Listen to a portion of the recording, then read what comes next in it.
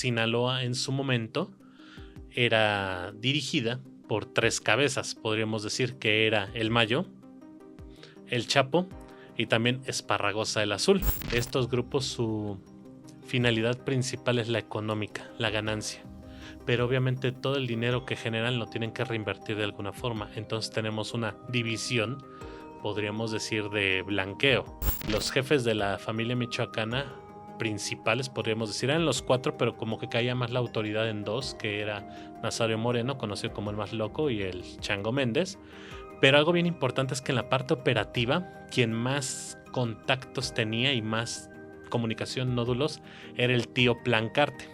El gran negocio o a cambio es que ellos pagaban la campaña, financiaban esta llegada o este camino, pero ellos obtenían a cambio recursos públicos. Ahorita, por ejemplo, Cártel Jalisco está haciendo ciertos rituales en los cuales hay canibalismo como un proceso de iniciación y de ingreso al grupo.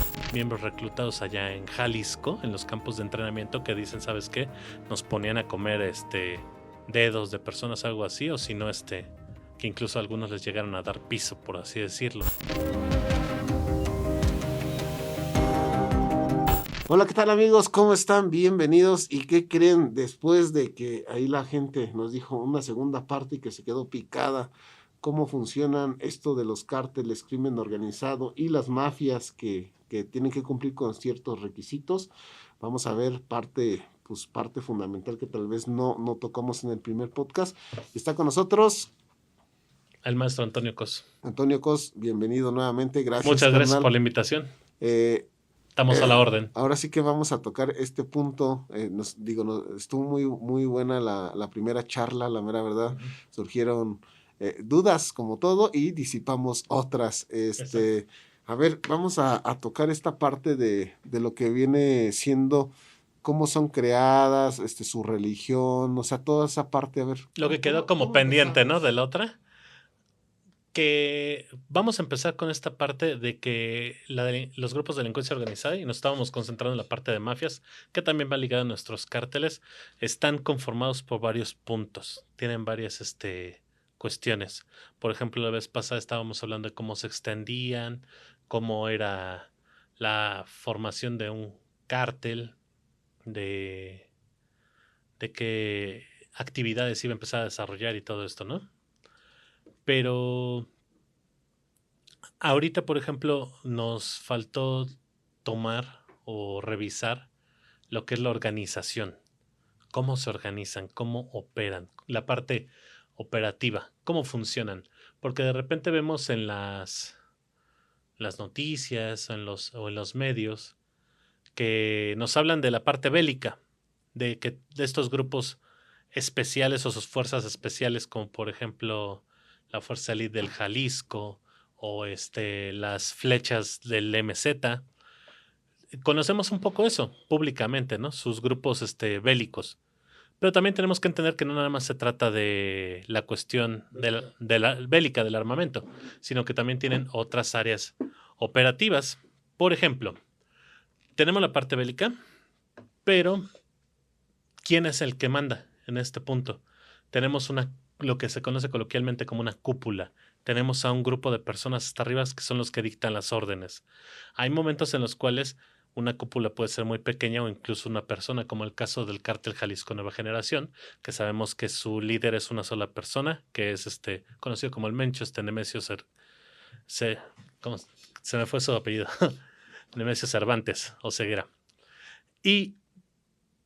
Pero también su núcleo cercano, que es su familia, ¿no? Su esposa también ha trabajado en la parte económica, podríamos decir, y sus hijos también en la parte operativa. Pero hay otras organizaciones que tienen otra formación. Por ejemplo, Sinaloa en su momento era dirigida por 3 cabezas, podríamos decir que era el Mayo, el Chapo y también Esparragosa el Azul. Entonces era otro tipo de cúpula, era otro tipo de organización porque era un triunvirato. Lo mismo vimos con el Cártel de Guadalajara, con Félix Gallardo, con Ernesto Fonseca y con Caro Quintero. Entonces también tenemos que entender que hay una primera parte que es la que dirige, lo que es la cúpula. Después tenemos lo que ya habíamos comentado, la parte bélica, los brazos armados con los cuales van a tratar de controlar la frontera, invadir o calentar una plaza y atacar a los grupos antagónicos. Pero también tienen una parte económica. Tenemos que entender, platicábamos en el podcast pasado, que estos grupos, su finalidad principal es la económica, la ganancia. Pero obviamente todo el dinero que generan lo tienen que reinvertir de alguna forma. Entonces tenemos una división, podríamos decir, de blanqueo de capitales. Muchas veces pensamos que este gran capo es este maestro de 20,000 artes, ¿no? O sea que él puede hacer todo. La realidad es que no, pero se acerca o se vincula con personas que lo pueden hacer. Banqueros, empresarios que le pueden ayudar a toda esta red. Algo muy importante que, por ejemplo, si ves ahora que fue el juicio de Joaquín Guzmán Loera, se hablaba de que, en este caso, la autoridad norteamericana, la DEA, dice que él, a través de los años que estuvo operando en el cártel de Sinaloa, obtuvo una fortuna o ganancia de 15,000 millones de dólares aproximadamente. Hasta el día de hoy, ya iniciados el año 2025, no se ha encontrado un solo dólar del Chapo Guzmán. ¿Qué significa? ¿Que no existió esa fortuna? Claro que existió, pero significa que él, en este caso, cuenta con una estructura bastante eficaz de blanqueo, de reinversión de ese capital ilícito o transformación, ¿no? También algo que tenemos que entender, tiene una parte o una vinculación con la política. Es innegable. No puedes hablar de delincuencia organizada sin que se hable también de vínculos con la política. ¿Con qué partido político o con qué gobernador o con qué delegado están? También va a ayudar a la estructura, a la operatividad de la organización. Entonces tenemos que entender que no nada más es el capo y un conjunto de gatilleros o sicarios, no, es una estructura más amplia. En los diagramas lo vemos así, ¿no? Dicen, ¿sabes qué? Jefe, sicarios, estacas, halcones y ya. Pero no, la delincuencia organizada y los grupos son más complejos. Por ejemplo, en mi Instagram algún día subí un diagrama de lo que era la red de la familia michoacana en la época que la dirigían la Tuta, el Chango Méndez, el Nazario Moreno y el abuelo. El tío, perdón, el tío Plancarte. Y tú te das cuenta, esta es esta información la extraje de un artículo que te habla de los análisis de vinculación, de cómo se comunican unos con otros. Y te das cuenta que en su apogeo, en esta época de estos 4 líderes, la familia michoacana tenía más o menos 500 miembros, los cuales tenían una red de comunicaciones muy importantes. Aquí algo bien importante. Muchas veces las dibujamos vertical o piramidalmente, pero en los diagramas operativos son circulares, que en este caso tienes que encontrar lo que son los nodos, los puntos de comunicación de un sujeto A y sujeto B, ¿no? Por así decirlo. Entonces, en el diagrama se mostraba cómo la mayoría de los nodos estaban con estos 4 jefes. Los 4 eran los que más se comunicaban con todos. Y algo bien importante es que históricamente se sabe que los jefes de la familia michoacana principales, podríamos decir, eran los 4, pero como que caía más la autoridad en 2, que era Nazario Moreno, conocido como el más loco, y el Chango Méndez. Pero algo bien importante es que en la parte operativa, quien más contactos tenía y más comunicación, nódulos, era el tío Plancarte. Entonces incluso hubo un momento en el cual se formuló la hipótesis de que tal vez el líder de la familia era el tío, porque era la persona más comunicada.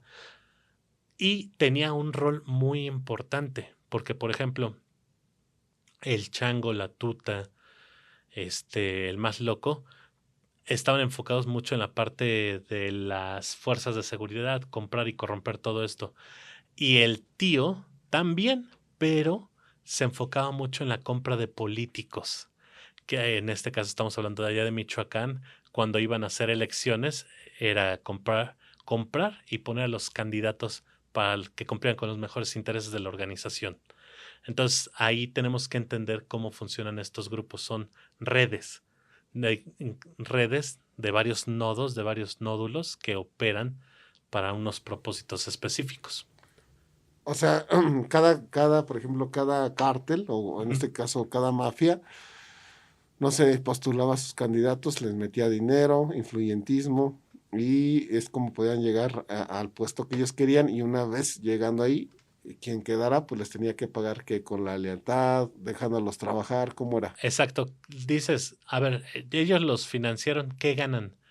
El gran negocio o a cambio es que ellos pagaban la campaña, financiaban esta llegada o este camino, pero ellos obtenían a cambio recursos públicos, recursos del erario, licitaciones, ciertas construcción de alguna vía pública, de algo así. Ahí es donde ellos se cobraban, porque podían controlar una adjudicación directa, sin licitar, ¿no? En este caso, y con todos los recursos que eso implica. Entonces ahí viene esa parte porque decimos, ¿qué ganan? Ganan obviamente esa vinculación, pero también es hacer un negocio, ¿no? En este caso de las licitaciones son de los principales. No, y además el que quedaba, pues seguía recibiendo aparte Claro. de su sueldo, ya sea del gobierno municipal, estatal o federal, una lanita más Claro. del crimen, ¿no? Y ahí también pagan una protección al grupo delictivo. ¿Sabes qué? Que a estos no me los toques, estos están trabajando en tal lado y ya están apalabrados o acordados, ¿no?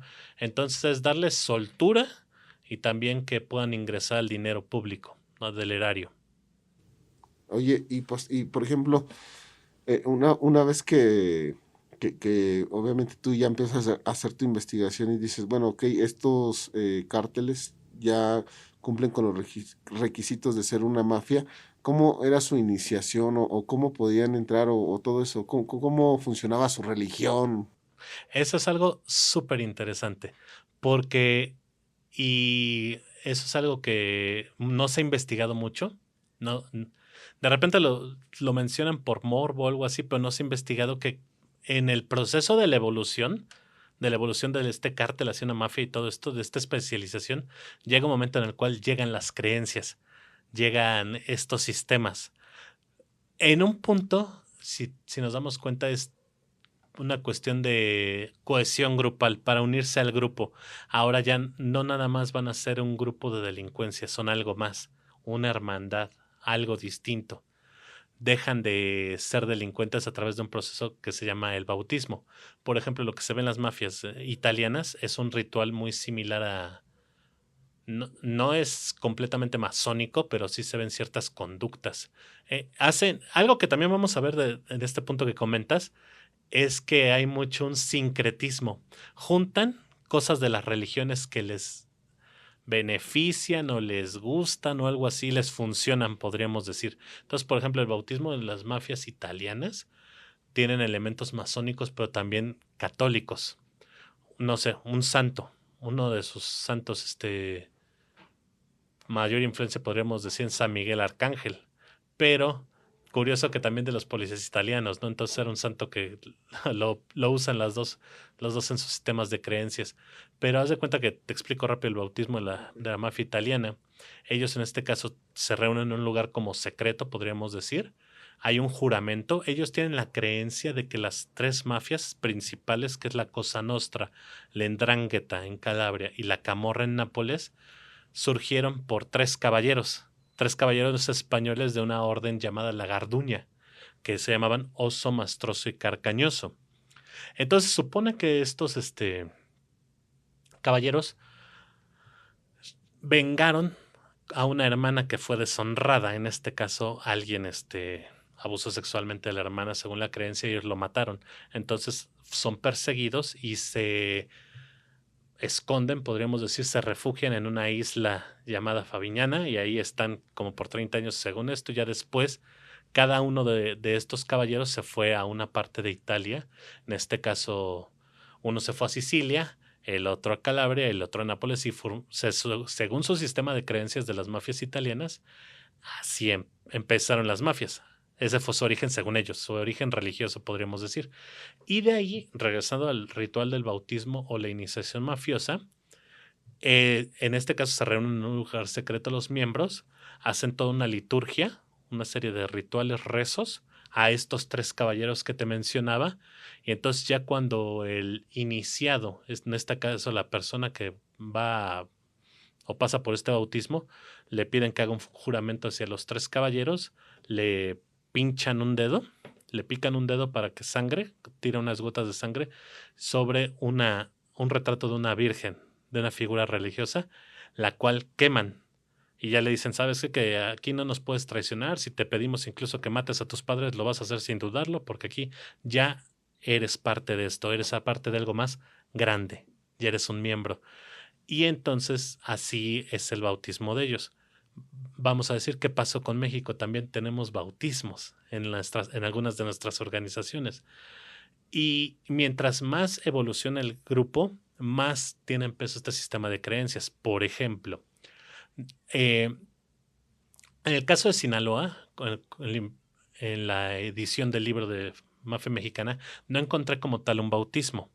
Pero ahorita, por ejemplo, Cártel Jalisco está haciendo ciertos rituales en los cuales hay canibalismo como un proceso de iniciación y de ingreso al grupo. Hay unos testimonios de unos miembros reclutados allá en Jalisco, en los campos de entrenamiento, que dicen, ¿sabes qué? Nos ponían a comer dedos de personas, algo así, o si no, que incluso algunos les llegaron a dar piso, por así decirlo. Quien empieza estos rituales como de canibalismo y todo esto así, que públicamente podríamos decir, fue la familia michoacana. Es en el cerro, creo que de las Cuchas, se llama algo así, que hacían, y se atribuye que quien hacía esta liturgia o este ritual era Nazario Moreno, él mismo, que en este caso extraían el corazón de una persona, se lo pasaban e iban mordiéndolo, iban comiendo. Entonces, si te das cuenta, puede sonar como que algo violento, como algo absurdo, pero tiene un sentido. No somos las mismas personas. O sea, después de comerte un corazón de una persona, no puede ser el mismo. Tiene que cambiar algo en ti, ¿no? Y algo bien importante, no nada más me lo comí yo, me lo comí con ellos, somos una hermandad, somos un grupo. El ritual tiene esa función, tiene muchas funciones el ritual, una es unirlos.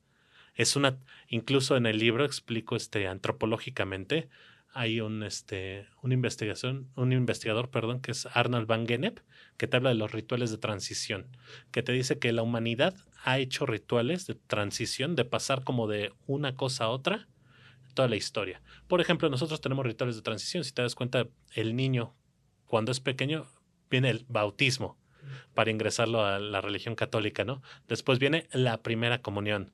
Ya cuando se junta en pareja viene el matrimonio. Entonces, si te das cuenta, todos tenemos rituales. Y estos rituales son como un paso de un paso A a un paso B, de un estadio al otro. Y en el caso de las organizaciones delictivas también hay bautismos. Como te comentaba, se tiene registro de quien empezó estas prácticas fue Nazario Moreno con la familia michoacana. Y regresando un poco, los Zetas también llegaron a practicarlo, pero se habla de eso, por ejemplo, está en un libro de Jesús Lemos, si no ando mal es Los Malditos, si no mal recuerdo, que te habla de que en algunas fiestas Heriberto Lascano hacía como tamalizas, las cuales tenían carne humana, que incluso te hablan de que Nazario Moreno, perdón, Lascano, Z3 tenía como gusto por la carne de lo que era el chamorro en esta parte corporal, ¿no? Y pero algo bien importante, que no nada más a esas que eran como unas posadas, podríamos decir, como reuniones de fin de año, en las cuales hacían rifas y así como que premiaba a los miembros más leales y hacían esta tamaliza comunitaria. Incluso hay un relato de unos sudamericanos que una vez los mandó a preparar, que antes de ejecutarlos los mandó a que tomaran alcohol, no recuerdo, como brandy, algo así, como para relajarlos, todo eso, para que el cuerpo no produjera tantas sustancias químicos de lo nervioso de que sabían que iban a ser ejecutados, porque en realidad no se les dijo. Ya de repente ya los mataron, pero tal vez hasta como para ablandarle la carne, no sabemos, ¿no?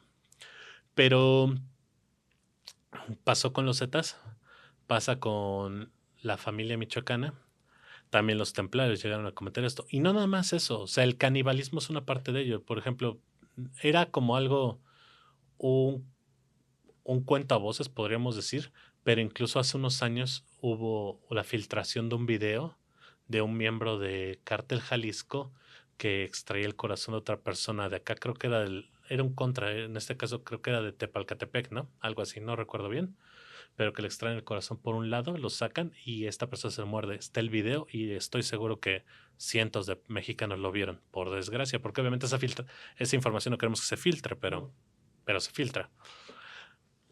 Y hay otra serie de rituales en los cuales también hay cierta violencia, ¿no?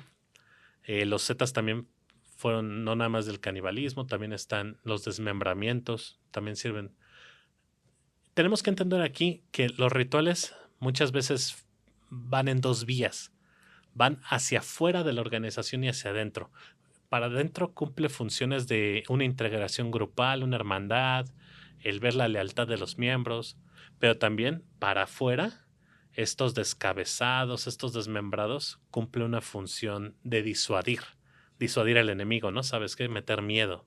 Entonces tenemos que entender cómo se van dando este tipo de rituales. Y algo muy importante, viene esta parte del sincretismo.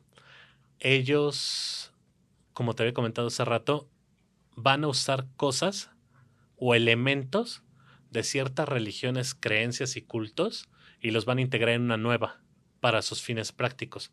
Por ejemplo, ves que en el penal de Topo Chico, hubo un momento en el cual estaba en este control podríamos decir entre Golfos Zetas, pero se filtró la información de que a una de las celdas la convirtieron en un santuario.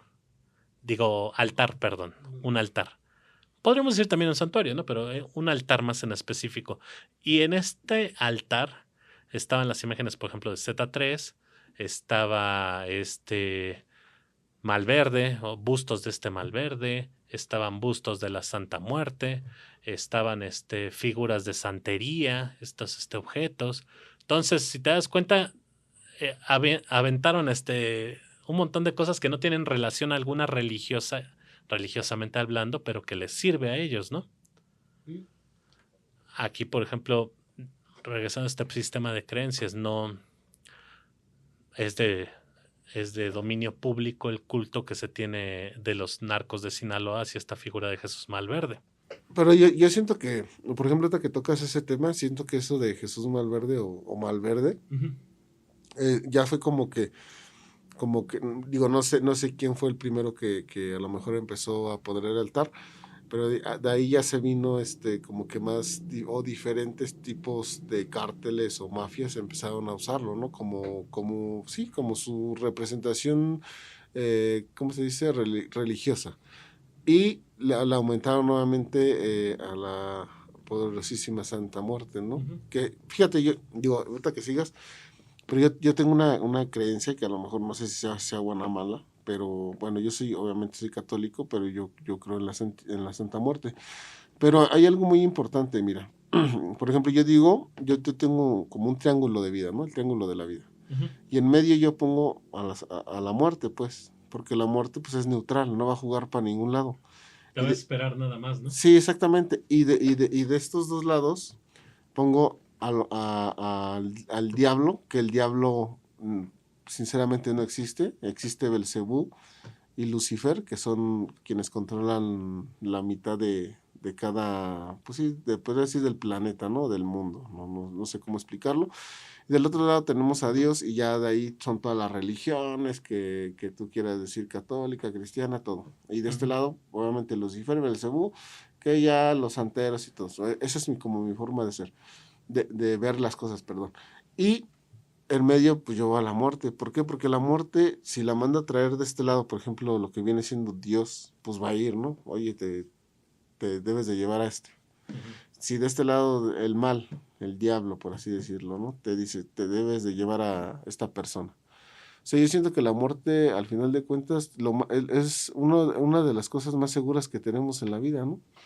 Completamente segura, ¿no? De esa no nos podemos, yo siento que ni con todo el dinero pudieras librar eso. O sea, te pudieran salvar, pero en algún momento va a venir y te va a llevar. Sí. No, y tiene muchos seguidores aquí en México. Incluso, por ejemplo, en el libro explico esa parte de por qué elementos esta devoción a la Santa Muerte, ¿no? Que es lo que te sabes que es una figura que si tú te portas bien, le pides un favor, te lo va a hacer, ¿no? Yo creo que la cuestión como de... Y es lo que te dicen, ¿sabes qué? Que algo bien importante. No tiene que pasar por esta filtración, podríamos decir, de un templo en específico, que tienes que ir a una iglesia con un sacerdote, ¿no? O sea, te puedes como vincular con ello, comunicar directamente, ¿no? En este tipo de interacción. Además, también siento que en lo que tú creas importa mucho la fe, porque Claro. yo he visto, creo que era en Japón, en algún momento vi un video que decía un japonés, yo creo en mis manos. O sea, él no creía en nada religioso, pero creía en sus manos, porque decía que sus manos podían hacer todo el trabajo o todo lo que él ocupaba para solventar sus gastos, para vivir bien, para seguir creciendo, cosas así, ¿no? Sí. Digo, yo siento que ya es como ya es como ahora sí como la gente quisiera decir, bueno, yo quiero creer en esto, como los criminales, como los policías, el gobierno, o sea, cada gente va a creer en lo que, pues en lo que le ayude, pues. No, en lo que tú digas, eso a mí es mi sistema de creencias, yo creo en esto firmemente y punto, ¿no? Sí. Y ahí te voy a contar dos historias muy interesantes de esto que estamos revisando de la Santa Muerte y de Malverde. Por ejemplo, de Malverde es un culto a un personaje, ahorita no recuerdo su nombre, ahí lo tengo en el libro, pero que sí existió y que incluso era un asaltante, como estos que dicen cuatreros, estos asaltantes de caminos, y tenía como el apelativo del Malverde porque era una persona que atacaba desde los arbustos. Entonces que después vino como una contracción. Hay dos historias paralelas de dos personajes que sí existieron y que se les atribuye que es esta persona de Malverde. De ahí Robin Hood mexicano, podríamos decir, una persona que le robaba a los ricos para ayudar a los pobres. Ahí viene documentado. Ahí te va. Una historia jocosa, podríamos decir como graciosa. No hay fotos de Malverde, no hay imágenes. ¿Cómo se inspiraron para hacer el busto de su capilla? Es que, por ejemplo, ahí también es o sea, es como, ay, suena bien raro porque es como de, yo, o sea, pongo el altar, ya la gente lo vio, probablemente por el impacto que tiene social, y ya más gente, yo también voy a creer en Malverde. No, pues yo también. Sí. Pero ahí te va. Esa imagen, porque tú dices, o sea, yo te digo Malverde, lo tienes la imagen, dices Sí. esta persona, pero no hay una foto de Malverde. Lo que pasó, y esa es la historia graciosa, es que el yesero que iba a hacer la capilla de Malverde se enfrenta a esta situación y necesitan un busto, un rostro para hacerla. Y tienen la fotografía de Pedro Infante. Y entonces va con el maestro yesero y le dice que se parezca a él, por favor.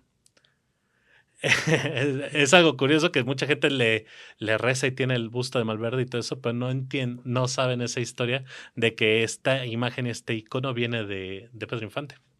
O sea, La figura. La fue como figura fue inspirada. inspirada, perdón. Exactamente, la figura fue inspirada en nuestro ídolo mexicano. Oye, mira, es un dato que no sabía yo. Es un dato curioso, ¿no? Y otra es la cuestión, por ejemplo, esto que comentabas de la niña blanca y los Zetas. Los Zetas la adoptaron en algún momento histórico, incluso hicieron sus narcocapillas, eran capillas pequeñitas al lado de la carretera, por ejemplo, ya en Reynosa y en Coahuila, para rezarle o devoción, pero también algo bien importante, también servían como un punto de mostrar que ahí había un control. ¿Ves que, por ejemplo, como alguna banda juvenil que grafitea aquí dice esta área es nuestra? Algo parecido también, las narcocapillas sirvieron en el norte como un punto de identificación del control territorial entre lo que era Golfo y entre lo que era Zetas. Pero te das cuenta cómo pasamos de grafitis a narco. Puede, es que por ejemplo, por eso no es que nos espantemos del graffiti con algo así, pero muchas veces puede ser el inicio de otra cosa, ¿no? Y algo bien importante es que en este culto a la Santa Muerte también hubo una transformación. Los Zetas empezaron a incluir hay un relato, es un reporte, no recuerdo si es de la DEA, que te hablan de una persona que abrieron de canal e hicieron como un ritual como de beber sangre en honor a la Santa Muerte. Pero después se volvió más popular uno que le llaman, no sé si llegado a escuchar ya con los compañeros, fumarse al muerto. Lo que hacían es que a la persona que mataban La incineraban hasta que llegara, obviamente, a cenizas. Literal. Las cenizas las enrollaban en el cigarro, tabaco o marihuana, y se fumaban las cenizas. Y hacían una liturgia o un rezo en el cual era así de, ¿sabes qué? Que a ti para que te... No sé tal cual el rezo en específico, pero como para absorber tu energía. Por eso le llaman fumarse al muertos. Creían en fumarse a la energía a través de las cenizas de la persona que había fallecido. Pues, muy random, ¿no? Eso. Ujú. Pero es lo que decimos, oye, pero ¿de dónde sacaron esto? Porque son los sistemas de creencias que ellos van integrando, les van dando forma. Ahí te va, por ejemplo, otro de los zetas, porque tenemos que entender que las religiones, culto y eso, ellos los van transformando, van mutando. Ya no nada más era tener una religión, un culto, ya no nada más era seguir a la Santa Muerte o a Malverde. Ya ahora ellos se volvieron santos. Ellos se volvieron figuras. El, el ejemplo clásico es Nazario Moreno, el líder y fundador de la familia michoacana y los caballeros templarios. Él en algún momento se volvió como un predicador, tipo un Jesucristo, que es lo que cuentan las historias, que andaba allá en Michoacán en un burro o en un caballo blanco, algo así, con su túnica tipo Cristo y con su UCI debajo de la túnica, ¿no? Y quedaba como la palabra, e incluso sí se volvió una figura religiosa allá en Michoacán que le empezaron a construir como pequeños templos improvisados. O sea, sí, ¿Sí? tuvo impacto. Sí tuvo impacto y tú dices, ¿cómo puede ser posible? Pero la influencia social, o sea, con lo que están creciendo, es lo que están viendo y sí tuvo un impacto. Otro caso, en, con los Zetas, la figura de Z3 también la volvieron un santo. Allá en sus tierras de origen, crearon una capilla. Y en este caso, bueno, él dio los recursos para la creación de la capilla y en agradecimiento lo canonizaron, lo volvieron un santo. Oye, Y la figura le llaman San Heriberto e incluso le rinden culto y lo creen como un santo patrono que cura el cáncer. O sea, la devoción y las creencias son muy fuertes, ¿no? Dices, increíble. pues de hecho dice que, hay ves que hay un dicho que dice que no hay hablar de política o religión, porque pues obviamente son casos muy... mira, a veces nos podemos enojar porque la gente no piensa como nosotros, tal vez Claro. pudiera ser, pero también hay cosas muy random como la que nos está diciendo y que dice "Ah, chinga, o sea, Sí. como por qué te fumaba las cenizas, ¿no? Y como tú dices, me fumo al muerto. Pero tú dices, o sea, ¿y eso qué? O sea, ¿qué show? Pero eso yo digo, eso puedes decir tú, la gente que nos vea, pero tal vez para ellos trae un significado más importante. Es que tiene una lógica y un sentido y que como que rascarle, porque, por ejemplo, ya que yo conocí el acto de fumarse el muerto de los Zetas, algunos compañeros que trabajan en el norte me decían, ¿sabes qué pasaba esto así así? Dices, pero ¿por qué el humo? ¿Por qué esta ocurrencia? Ya te pones como a rascarle e informarte y te das cuenta que, por ejemplo, en la India no entierran ellos a sus muertos, a sus difuntos, ellos los creman. Y los creman porque su creencia es que que el humo es un canal o un medio por el cual el cuerpo va a ir al descanso eterno. Entonces dices, pues igual y en su sistema de creencias de ellos también creen que en el cuerpo, digo que en el humo, perdón, está la esencia y es como absorberla también. Entonces, son cuestiones Sí. que dices, por algo lo están haciendo de esa forma. En algún lado lo leyeron, en algún lado lo vieron, no sabemos, ¿no? Pero lo adaptaron. No, pero fíjate, o sea, como tal vez son cosas que digo ahorita porque lo estamos platicando, ¿no? Ujú. Pero, pues, o sea, yo ni por mi mente me imaginaba que hicieran pues sí, estas cosas, ¿no? De comerse Sí. un corazón, de fumarse las cenizas. Digo, y son unas pocas de las que hablamos, quién sabe cuáles más sean, ¿no? Tal vez desconocemos, es como te voy a repetir. Mucha gente tal vez, digo, yo lo veo, que hay gente que de repente dice, pues a mí me gustaría ser narco, ¿no? Y si se escucha feo, y eso se ve más en el norte del país, Sí. pero dices, o sea, qué feo, y digo, hemos hasta visto que hay niños, los famosos niños sicarios, o sea, imagínate que tengan, o sea, o que preparen a un niño, un adolescente, que se justifican, ¿por qué? los reclutan porque cuando los agarran, pues es más fácil el proceso penal, son más fáciles otras Trae más cosas. ventajas. Es una cuestión perversa, pero de mucha ventaja para la organización. Como tú dices, obviamente un niño, este, la máxima que le van a dar son 5 años, ¿no? No, no es el caso como de un adulto.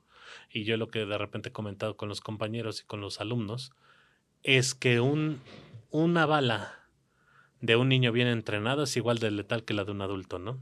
¿Desde qué edad los están empezando a reclutar? Desde los 8 años más o menos. No, y además imagínate, o sea, cuando tú los ves dices, oye, que, o sea, debería de estar estudiando, debería de estar disfrutando su adolescencia, ¿no? Sí.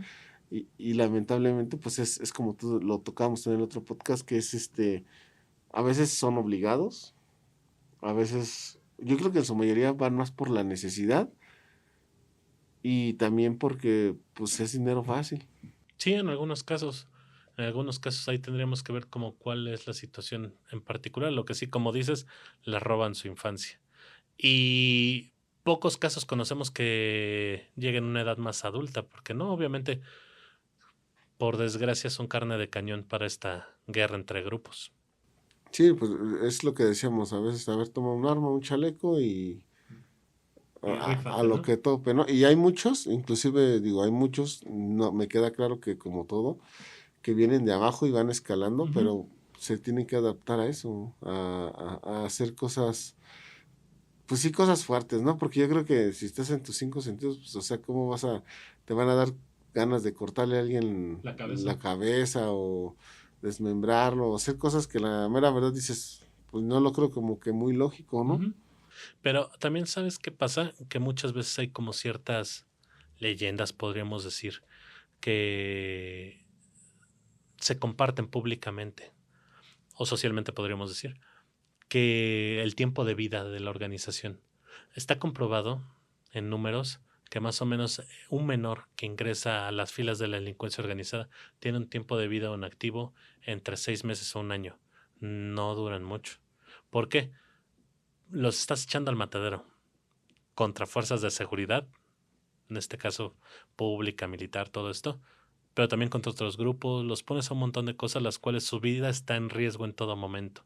Muchas veces hay niños que creen o incluso se quieren incorporar con la idea de que se van a enriquecer, que van a tener mucho dinero, las mujeres, las navesotas, todo, pero en realidad no. Está comprobado que es en más o menos entre 6 años, 6 meses, perdón, y un año en activo. No vas a llegar a mover. Eres de abajo y eres carne de cañón. Y Y si, pocos son los que salen, ¿no? sí, y, y son muy trágicas las historias, ¿no? O sea, por ejemplo, casos de niños así que sepamos, este, que no terminaron, ejecutados. Por ejemplo, el Ponchis, que también fue un caso bastante sonado, ¿no? Este niño que fue detenido y fue llevado a Estados Unidos y ahorita ya no sabemos qué pasó. Pero hay otros casos como el niño Juanito Pistolas, que se volvió viral No, una foto en la Y, cual lo volaron la cabeza con un Barrett y de hecho 50. hasta tiene su corrido en rap. O sea, y ahí, o sea, te van contando la historia que dices, ah, cabrón. Creo que, si no me falla la memoria, creo que duró en activo como 4 años nada más, ¿no? Creo que ingresó a los 12 y lo ejecutaron a los 16, algo así. Y dime, qué forma tan horrible de morir con un Barrett 50 en la cabeza. Y está la foto, que es lo peor de todo, todos la vimos. Se volvió pública. Fíjate que es lo que a veces digo, como niño, como adolescente, se te hace fácil, ¿no? Decir, voy por un dinerito, voy por esto, o ya viste una canción y tú dices, ah, yo voy a andar así y voy a tener a mi cuadro, ¿no? A mi cuadro y vamos a hacer esto y a lo que diga el jefe y vamos plebes y esto y el otro, pero realmente nunca se pueden analizar que volvemos al podcast pasado, que cuando ya viene la parte operativa, ya sea que te enfrentes contra gobierno o en este caso contra un cártel que tenga esta parte operativa, pues te va a desmadrar. O sea, no hay ni cómo digas, ay, no, te va a impactar fuerte. No, y por ejemplo, ahorita de lo que comentas, ¿qué tanto obviamente el deseo personal, pero también, como decimos, hay muchos niños que son orillados a esta situación. Por ejemplo, de los recuentos históricos de cómo creció el narcotráfico en Sinaloa, te das cuenta porque era la forma. No es que digas toda la gente de Sinaloa eran narcotraficantes, pues no, pero el producto que se vendía pues era marihuana, porque, y la misma gente de Sinaloa te lo dicen, no queríamos sembrar otras cosas, pero no nos la compraban, no se vende. Entonces, ¿qué vendían? Pues lo que daba dinero. Entonces, así surge gran parte del narcotráfico hoy en Sinaloa. Entonces, muchas veces las circunstancias, el tiempo y el espacio y las condiciones los empujan a cierta criminalidad. Por ejemplo, las autodefensas acá en Michoacán. ¿Cuántas autodefensas no se transformaron en células y en cárteles? ¿No? Ahí te viene el caso, por ejemplo, de este cártel de los Viagras, que en un principio era una autodefensa y se transformó. Tendríamos que ver, por ejemplo, en Michoacán, cuántos niños ingresan hacia la delincuencia organizada, o en Guerrero, o Cre- en Chiapas. ¿Crees que eso ya esté planeado cuando, por ejemplo, hacen autodefensas? O sea, ya esté planeado que primero pues obviamente buscan defender su pueblo, sus tierras, pero que en un futuro no muy lejano ya sea un cártel. O sea, ¿crees que sea Es planeado? que es algo bastante interesante, ¿no? Yo, por ejemplo, algún día tuve la oportunidad de leer una parte del libro de este Mireles, de este fundador de las autodefensas, y en papel les crees y dices, tiene bastante sentido la defensa de su soberanía de su estado, que está invadido por la delincuencia organizada y que el gobierno ha hecho tal vez caso omiso o complicidad y dicen, ¿sabes qué? Vamos a levantarnos nosotros porque alguien nos tenemos que defender nosotros mismos. Pero ya a la hora de la práctica, ya de bajarlo al terreno real, quién sabe qué tanto sea una cuestión. Tal vez sí hay autodefensas que surgieron con una causa legítima y tal vez otras surgen para otros propósitos. No sé si viste hace unos años que se hablaba de acá en Chiapas de los machetes, un grupo de autodefensa que surgió y dices, yo no he tenido el gusto de ir físicamente a Chiapas, pero conozco varias gente de Chiapas y me dice, ¿sabes qué? Son unas condiciones muy difíciles de vida, de vivir. Entonces dices, tendría sentido que surgiera una autodefensa ahí por cuestión legítima, pero no sabemos bien Sí, no, cuál ya, es. pero ya cuando rompen esto ya se vuelven tal vez un brazo armado. Pues yo siento que ya en lugar de, porque obviamente pues si eres una autodefensa la gente te apoya, no, sí está bien, pero ya cuando cambias el rublo y empiezas a hacer cosas como extorsionar, como pues dar de baja a personas, secuestrar, cosas así, pues ya es feo.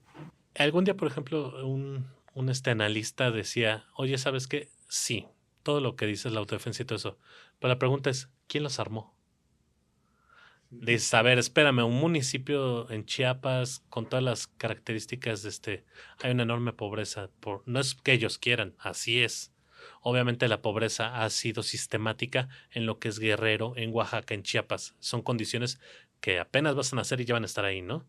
Entonces, ¿cómo le hicieron estas personas para conseguir esas armas? Dices, ok, ¿qué pasó aquí, no? Sí, como que te pones a, pues sí, te pones a hacer tal vez muchas hipótesis, Ujú.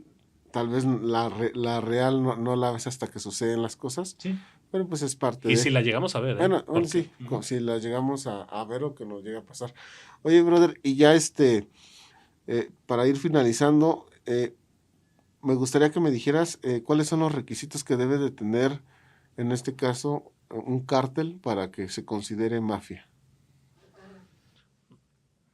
primero, el cártel, lo que comentábamos el podcast pasado, era este grupo que es un monopolio de el control de precios, distribución de un producto o un servicio. En este caso, nuestros cárteles ha sido de droga. Ahí, por ejemplo, también lo cito en el libro, porque dices, ok, muchas de nuestras organizaciones dicen que que el cártel pero sí son cárteles. Ahí el periodista Fernández Menéndez, en un libro que encontré que se llama, creo que La Nueva Guerra hacia el fentanilo o algo así, no recuerdo bien, te habla de eso. Y ese es un punto que cito ahí su trabajo de investigación que te dice, aquí vamos a hablar de cárteles, sí lo que dijimos de monopolio y todo eso, pero cuando controlen lo que es la producción, venta y distribución, todo lo que es la cadena. Y Fernández Méndez nos dice, ¿sabes qué? Que ahorita tenemos como cárteles grandes reales, Sinaloa, Jalisco. Y te dice, ¿sabes qué? Los otros grupos no controlan todo, entonces tal vez no son tan cárteles grandes, sino menores, y ahí los va clasificando. Pero para que regresemos a este punto que comentas, ¿cuándo se vuelve estos grupos mafia? Cuando ya hay todos estos elementos, todo el control territorial. Y aquí lo que, profundizando un poco en lo que dijimos en el podcast pasado, el control territorial no nada más es operativo, no nada más es táctico, no nada más es el control en un principio de la ruta, de el paso, podríamos decir, hacia Estados Unidos, no es nada más el control de la plaza, es un control de todo. Y eso lo convierte en una mafia. Nos lo dice, por ejemplo, hay 3 investigadores que es, uno tengo el privilegio de que es maestro mío, que se llama Francesco Forgione, otro es Isaías Sales y otro es Enzo Chiconte, crean lo que se llama el modelo mafioso, que es qué elementos debemos de entender para que se hable de este modelo.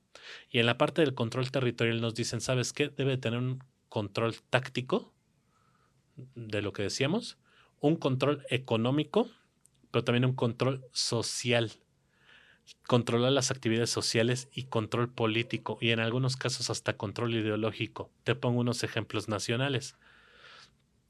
Hace unos años, ves que estaba la tuta allá en Michoacán con la familia y los caballeros templarios.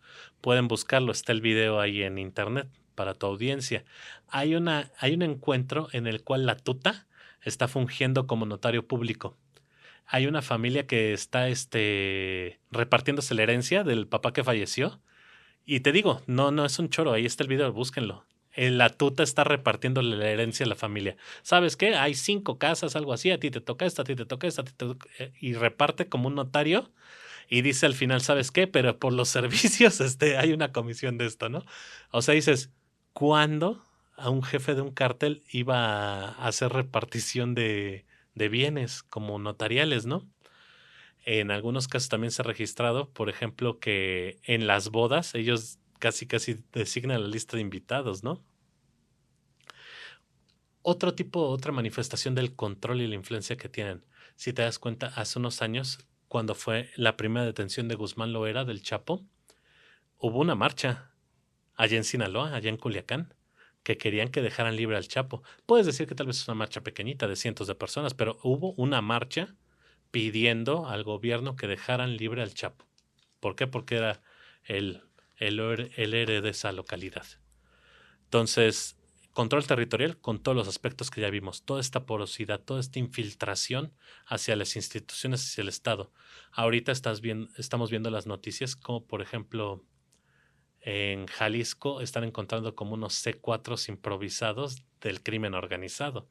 O sea, controlan la seguridad pública o llevan un sistema de seguridad pública o espionaje paralelo, ¿no? Entonces, exacto. Entonces, todo eso tiene que ver con el control social, las licitaciones, qué empresas dan servicios aquí. Por ejemplo, hace unos años, lo que eran los Zetas en el norte, hasta la piratería la tenían controlada ellos. Pasaban, regenteaban y los CDs autorizados piratas de ellos tenían una figura, un sello de un caballito, algo así. Entonces, tenemos que entender que el control territorial abarca todos los rubros posibles y una mafia es lo que hace, abarcar los más que pueda. Ese es el primer punto, que tienen una jerarquía y una estructura definidas, todo lo que decíamos de la organización hace rato. Las reglas, tienen un sistema normativo. Hay quienes, si lo vuelven público, por ejemplo, los caballeros templarios se estuvo, ¿cómo podríamos decir? Compartiendo en Michoacán su reglamento, sus reglas así, son 54, creo, algo así. Ahí las cito, las reglas, como también. Pero hay grupos que no las hacen tan explícitas, pero las conocemos por sus narcomantas, ¿no? Ahí te dicen, ¿sabes qué? Que aquí no permitimos esto. Ok.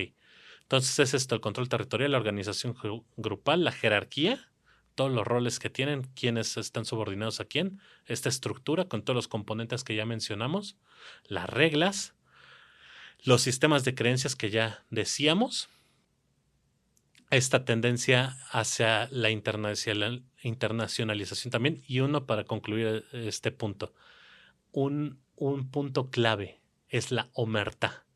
La omertá es la ley del silencio, que no puedes comunicarte con nadie de nada de lo que pasa aquí. Hasta la muerte, ¿no? Exactamente, hasta la muerte, y ni siquiera tu familia, y no puedes romperlo.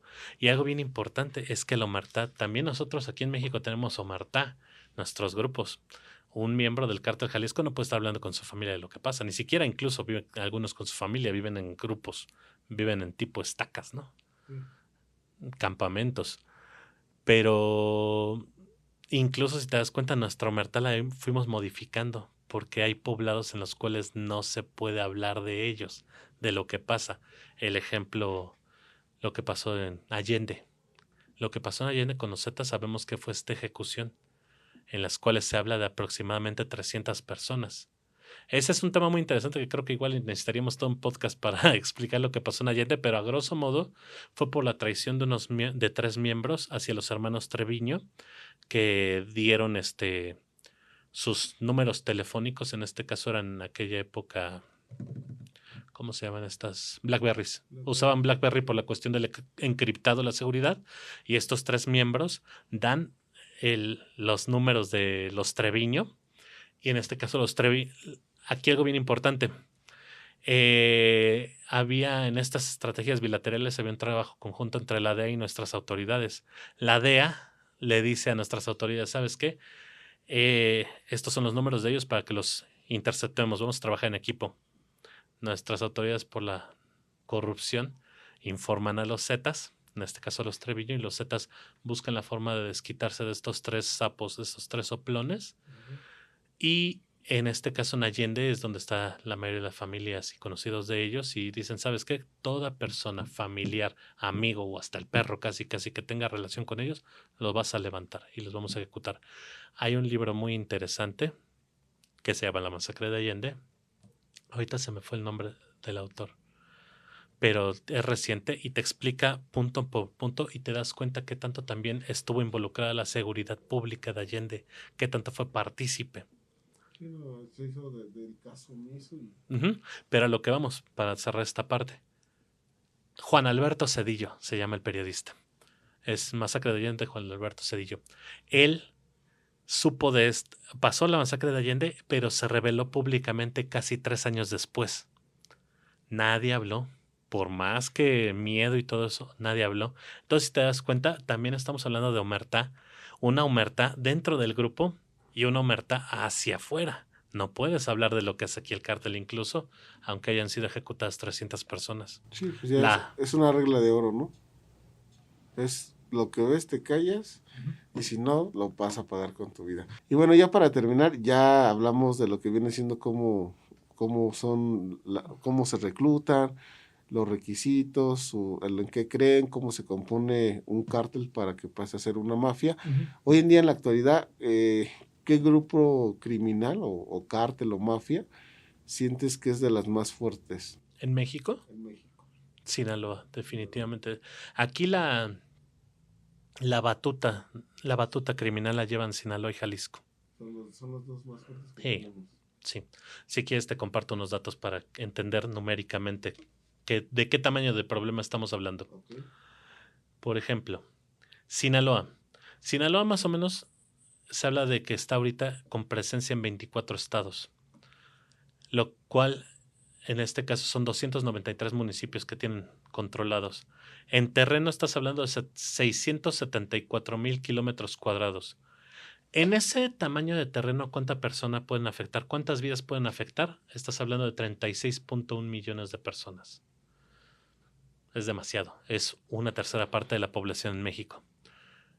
Y como decíamos en el podcast pasado, Sinaloa tiene presencia activa en 60 países.